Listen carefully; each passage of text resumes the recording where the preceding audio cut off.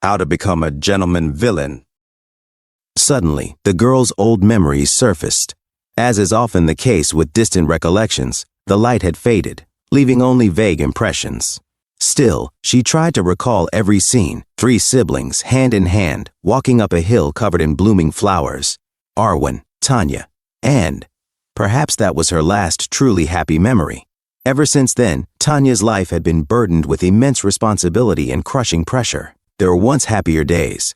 As the people outside shouted, step down, and she said to herself, but as the people outside continued to shout, murderer, step down, she thought to herself, how did things end up like this? Because helping Tanya, who had been driven into a corner, would have a massive impact on the flow of the scenario.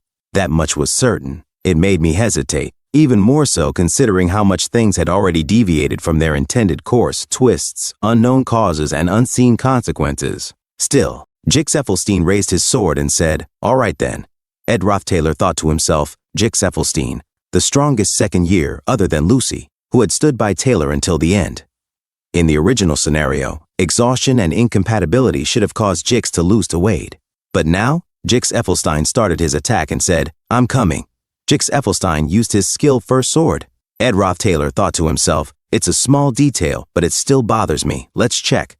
As Jix Effelstein's attack approached Ed Rothtaylor, he thought, and above all, let's see how much the person who has changed the most from the original scenario, Ed Rothtaylor used his skill-basic defensive magic to block the attack. Ed Rothtaylor continued his thoughts, have gotten stronger. Suddenly, he was shocked. As Jix Effelstein emerged from the dust cloud, Ed Rothtaylor thought, he's fast! How is he moving this fast? But with him moving in that quickly, Jix Effelstein suddenly looked at Ed Rothtaylor's dagger and thought, it'll be difficult to dodge this, right? Ed Rothtaylor said, mug. His dagger suddenly glowed with red flames and it exploded. Shocked and confused, Ed Rothtaylor thought, what are those unnatural movements? Ed Rothtaylor picked up his dagger. While evading an attack, he thought, is he? Jix Effelstein used his skilled telekinesis magic to move objects using mana. He effortlessly moved like a butterfly, evading Ed Rothtaylor's attacks. Ed Rothtaylor thought, is he moving his own body using telekinesis during battle? No matter how much control he had over his magic and physical abilities, those weren't movements that could be easily replicated. You also need a battle sense that surpasses simple theory. Jix Effelstein used his skill mid-rank magic, Ice Spear. Ed Rothtaylor barely evaded the ice spears and thought, no mercy. Did he assume I could dodge this? In reality, he was just barely managing to. This is obviously a diversion, a strategic move to activate greater magic, buying time for a larger spell. Ed Rothtaylor said, I thought this was supposed to be a light spar. Jix Effelstein replied, I thought it'd be one too, at the start. He dropped his sword and said, I had only planned on using a single blade, but I think he used his skill high-rank magic advanced mana armament. Grinning, Jix Effelstein said, practice should be like the real thing. A huge explosion blasted. In the distance, Janica Faylover gasped in shock. Ah, Ed. She continued cooking and murmured, will this be okay? I put carrots in the curry, so I hope he doesn't dislike them. He'll be hungry once their duel ends, so I should hurry up. A few moments later, Ed Rothtaylor managed to block Jix Effelstein's attack, creating massive craters in the beach. As Ed Rothtaylor endured Jix Effelstein's relentless assault, his barrier shattered. Ed Rothtaylor drew his bow and shot at Jix Effelstein. Jix Effelstein blocked the attack. Ed Rothtaylor thought mana armament, as the name suggests, creates armaments out of the user's mana. Most mages don't have a need to arm themselves in such a diverse way, so there's no reason for them to use this difficult high-rank magic. Therefore, as the sole mage who can use all types of weapons without limitations, this is Jix's unique magic. Jix Effelstein rushed toward Ed Rothtaylor. In an instant, he was behind Ed Rothtaylor. Ed Rothtaylor thought, "Cuke, telekinesis again. These movements can't be followed nor predicted." As Ed Rothtaylor looked at Jix Effelstein's sword, he stared at it in shock. He then used his skill, Blessing of Wind. When an unexpected attack is received, the enemy will be blown away by the wind. A sudden gust of wind blasted Jix Effelstein away. Gah, cuke. Jix Effelstein grunted as he slid back but quickly steadied himself. Suddenly, water burst from the ground. Jix Effelstein said in confusion, "When?" Ed Rothtaylor used his skill spirit formula, Manifest Waterhead. Water danced on the ground, and Leisha appeared behind Jix Effelstein. Jix Effelstein turned to attack Leisha. Cuke. He looked above in confusion as Ed Rothtaylor followed up with another attack. He used his skill mid-rank magic, particle explosion, and it exploded. Ed Rothtailor thought to himself, as expected, Jix is strong. If he's learned mana armament, then he's just as strong as expected in the scenario. At this rate, Taylor's party will never have a problem facing an enemy, huh? In the distance, Jix Effelstein coughed. Cough. As I thought. Incredible. He jumped and said, I can't let my guard down, Ed. I'll be getting serious from now on. A grin formed on his face, the joy of battle filling his eyes. And he used his skill, advanced mana armament, convergence. Ed Rothtailor pointed at Jix Effelstein and said, This, Lesha. As Lesha tried to intercept the attack, Ed Rothtailor thought to himself, it's only the beginning of the third act. The ability Jix has shown during this duel was the maximum I expected for this scenario. I never thought I'd see this form so soon. Act 4, Scene 7 of The Failed Swordsman of Sylvania, Jix's final battle pattern that can be witnessed during the Gregol Cathedral infiltration battle. As Jix Effelstein used his skill, Nature's Lance, Jix Effelstein said, rather than having a ridiculous mental battle, I think just crushing you with the difference in our power would be the best way to deal with someone like you, Ed. As multiple lances approached Ed Rothtailor said in frustration, Cuke, and he managed to deflect most of the lances. Ed Rothtailor thought to himself, Cuke, it's fast. I'm out of mana. Particle explosion isn't mana efficient, but I had no choice. The problem is the second attack. Ed Rothtailor punched the ground as the swords were deflected by gusts of wind. Ed Rothtailor in exhaustion said, Huff, huff. He used his item, magic engineering tool, impact amplifying wave ball. Jix Effelstein said, the fact that you're using a magic tool, this is the end. And he dashed toward Ed Rothtailor. Suddenly he was shocked and confused, saying, this. As he looked at Ed Rothtailor, he thought, wind magic? He has to be out of mana, so how? Ed Rothtailor said, ooh, since you're going all out at full force, I have no choice but to do the same. And he used his item, legendary rank magic engineering tool, glass golden phoenix ring. He thought to himself, I can't have it rendering me unable to use mana for a long period like last time.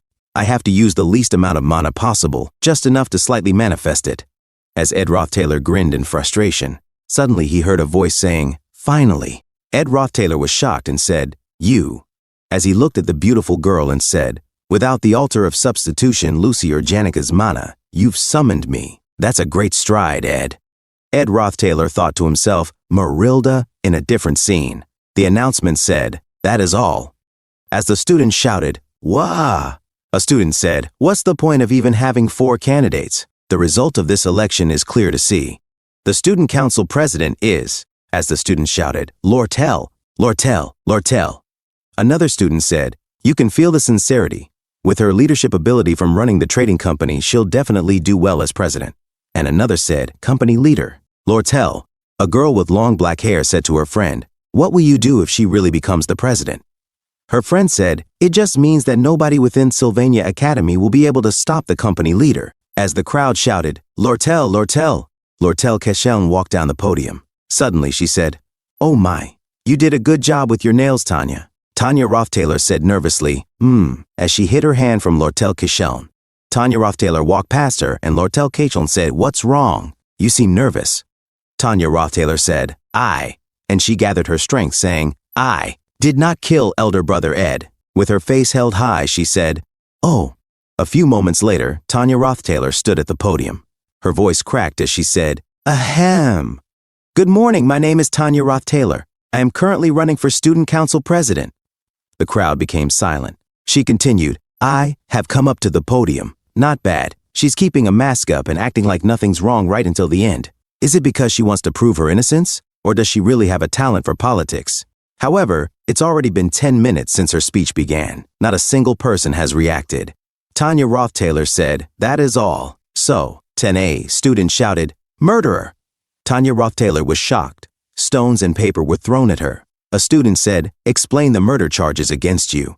Another said, they say it has to do with internal conflicts in the Rothtailor family. Do you plan on denying them after all? A boy said, just look at the information in the student newspaper. Another said, are you not going to say a single word about your murder charges? Tanya Rothtailor was hit by debris and stones thrown at her by the students as she said, thank you for listening to my speech. Thank you. Ugh. As she stepped on an empty bottle, she slipped and fell to the ground. The students laughed hard, saying, Bapwahaha. Ah ha ha ha ha ha ha. The girl with long black hair said, Dee, don't laugh. I'll end up laughing too. Tanya Roth-Taylor thought to herself, I was reckless. Was it foolish of me to even attempt to stand at the podium? As her tears dropped to the floor, she continued to tell herself, I should have run away. No, I have to run now. As the mad students raged toward her, she blocked herself from the incoming debris thrown at her. Suddenly, the students were thrown away by a gust of wind. They said in confusion and shock, What? As Tanya Roth-Taylor peeked, she thought to herself, That's... As a person rode Marilda. Marilda said, Grr. Tanya Roth-Taylor thought to herself, They're so faded and worn that I can't tell whether they were memories or dreams. In the end, I couldn't remember, so I had given up on trying to. But there would be moments when those memories would become so vivid that I couldn't even believe them. And after all that, no one would be able to forget ever again. As Ed Roth-Taylor held the hands of Tanya Roth-Taylor, he said, There are a lot of things to explain. But for now, let's resolve this situation. Ed Roth-Taylor thought to himself, several days before Ed appeared on the podium. Marilda said, That's a great stride, Ed.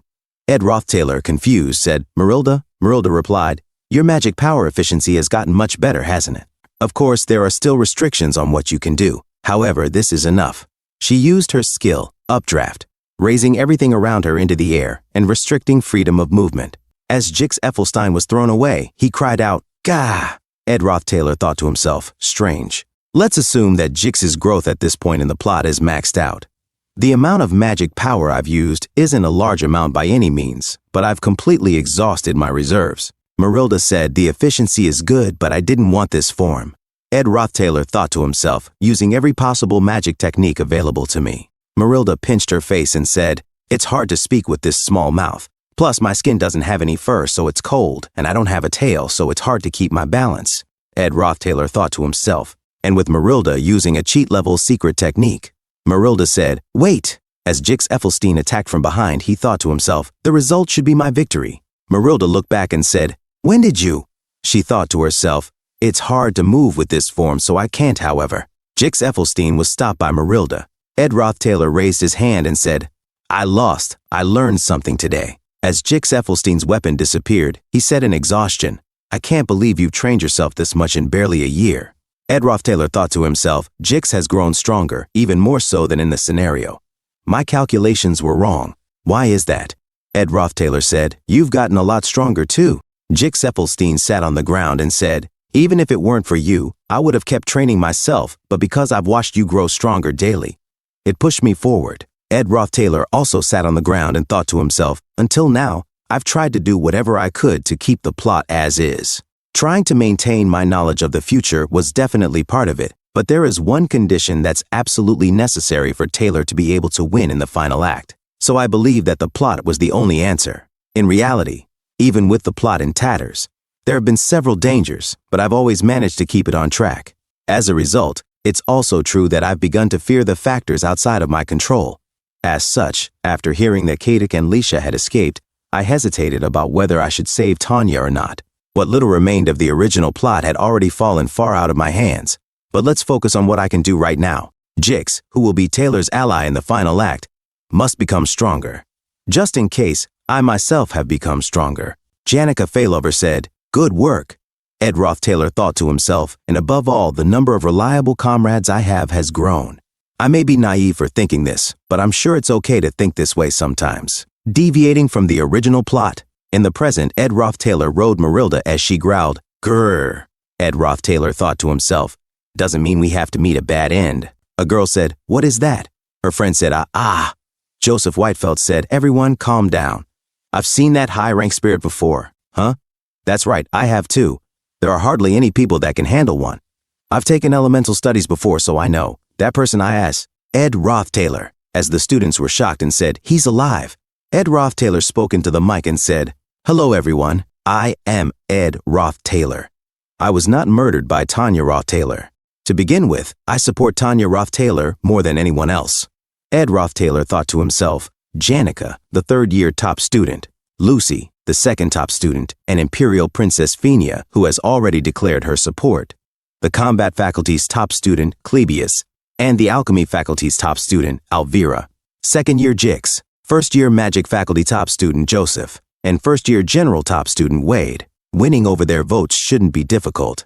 However, before thinking about all the pros and cons, Ed Roth-Taylor said, "Please, as her family and as someone that has always supported her, I wish for her vision to be properly conveyed." Tanya Roth-Taylor thought to herself, "Finally, I can feel at ease." A few moments later, Ed Roth-Taylor said, "That's right." Dean McDowell said, "Upon being stabbed with a knife bearing deadly poison, you used Delheim's hourglass to survive. After that, you survived alone in a cave, and you were found and rescued by Jenica Faylover. Immediately after that, you ran to the podium where Tanya Roth-Taylor was giving her speech and defended her. Is that everything?" Ed Roth-Taylor said, "Yes." Dean McDowell said, It seems the investigation is wrapping up. This is really the last one." Ed Roth-Taylor thought to himself, "I stopped counting the number of interrogations after I hit double digits. I'm sick of this. I can't believe it's finally over." Suddenly, Principal Obolforcius said, "Magic Faculty, 3rd year, Ed Roth-Taylor." As Ed Roth-Taylor's eyes widened, he looked at Principal Obolforcius. Principal Obolforcius said, "Enter." Thank you so much for watching. That's all for now. If you enjoyed this video, please give it a thumbs up and consider subscribing to help me grow my channel. Your support means the world to me. Don't forget to leave a comment below. I love hearing from you. Let's keep the conversation going and get those analytics buzzing. Until next time, take care.